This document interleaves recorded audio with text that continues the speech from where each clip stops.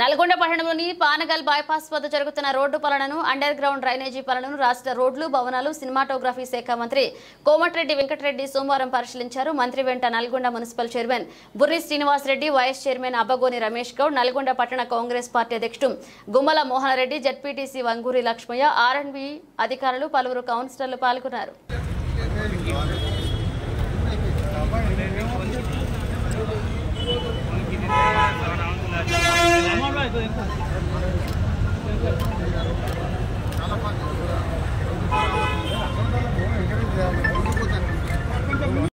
ఈరోజు ఈ అన్ని డెవలప్మెంట్ కార్యక్రమాలు చేస్తున్నాం.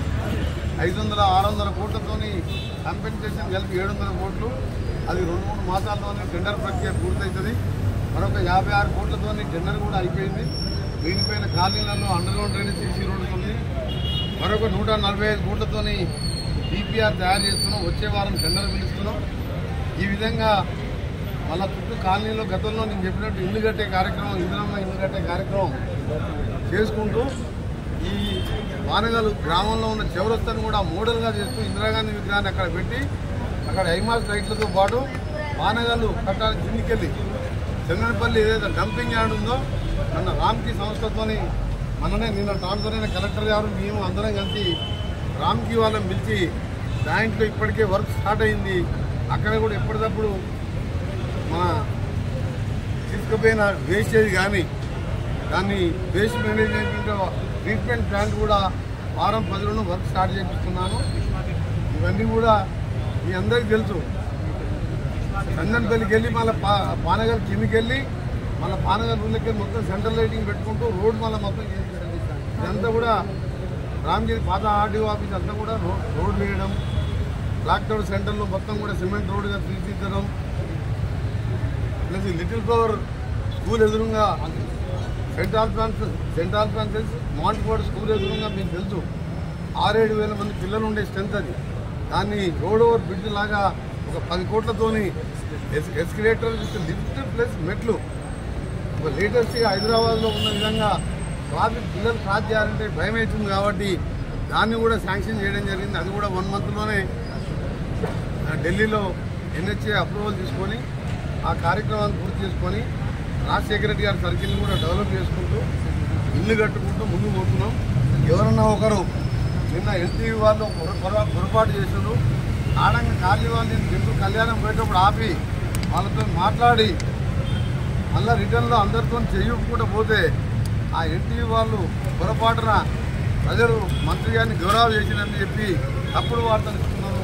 నేను పత్రికా విలేకరులకు నేను విజ్ఞప్తి చేస్తున్నా, నేను ఏం లేదు ఫుల్లా ప్రజల కోసం ఆలోచించి మంత్రిని మీరు తప్పుడు వార్తలు ఇస్తే మీ ఛానల్స్ మీ పత్రికలు బదనాం అయితే తప్ప కోమటిరెడ్డి వెంకటరెడ్డి అనే వ్యక్తికి ఏమీ జరగదు. వెంకటేశ్వర కాలనీ మొత్తం కూలగొట్టిండు. ఎవ్వరు మాట్లాడలే. ఆ రోజు ధర్నాలు చేస్తే పోలీసులతో కొట్టించుండు. రాత్రి చెప్పపెట్టకుండా కూలగొడితే ఎంతవరకు ఇంత మార్కింగ్ ఇందో అంతా కూలిపోకుండా మొత్తం కూలిపోయిన ఇల్లు.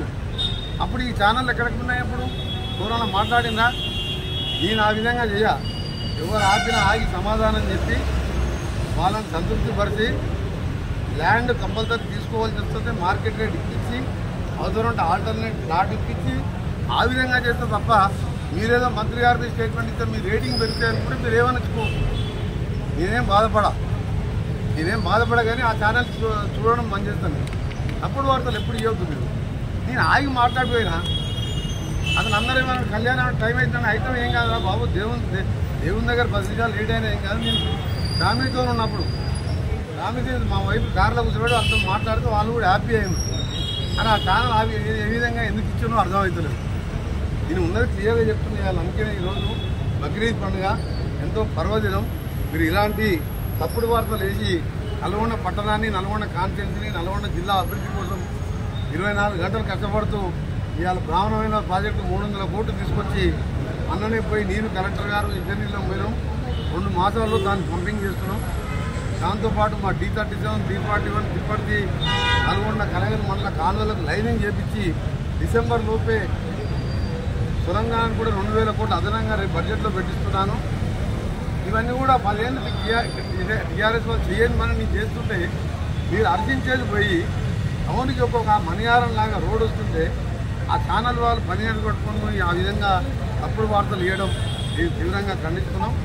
మీరు ఏమన్నా ఉంటే నాతో అన్ని క్లారిఫై తీసుకోవాలి మీరు అని. ముఖ్యంగా మా ఇంజనీర్లకు కానీ, మా మున్సిపల్ చైర్మన్ గారు, మా కౌన్సిలర్స్కు, మా వైస్ చైర్మన్కు, మా ఆఫీసర్స్కు ప్రత్యేకించి ఇది చాలా డేంజరస్ వర్క్. ఇవాళ ఎందుకు వచ్చినా అంటే స్పెషల్గా ఒకవేళ ఏమాత్రం లేట్ అయితే రేపు వర్షాకాలంలో 4 రోజులలో నీళ్ళు వదిలిపెట్టు. వర్షాకాలంలో ఇది పూర్తి చేయనట్టయితే టౌన్ అంతా రివర్స్ పోయి అన్ని ఖాళీలు మునిగే పరిమాణం ఉండే. కానీ ఎమ్మడే 5.5 కోట్లు కావాలంటే గంట చేపట్ట శాంక్షన్ చేయించారు.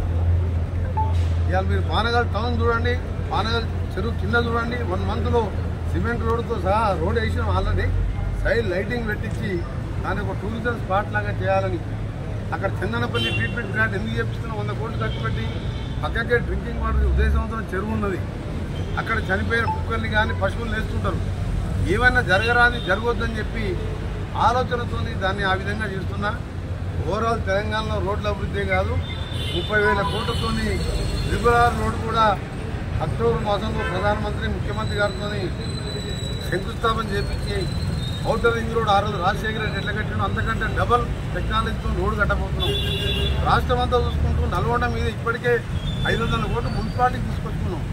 గ్రామాలలో ఆర్ఎండ్బి నుంచి 100 కిలోమీటర్లు అంటే దాదాపు 300 కోట్లతో డబల్ రోడ్లు వేస్తున్నాం.